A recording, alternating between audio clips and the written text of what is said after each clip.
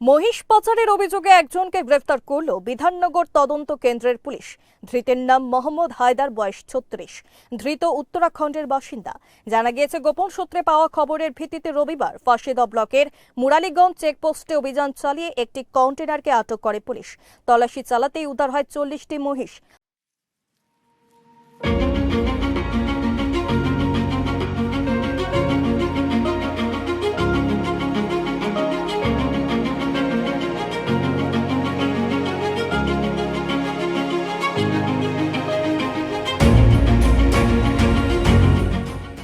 তবে গাড়ির চালকের কাছে বৈধ নথি দেখতে চাইলে তা দেখাতে না পারায় তাকে গ্রেপ্তার করে পুলিশ।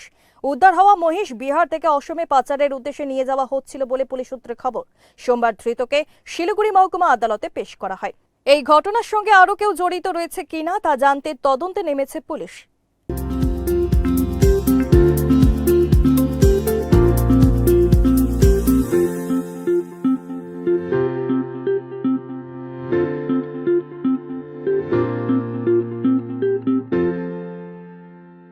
For queries, call +91 9733 99970.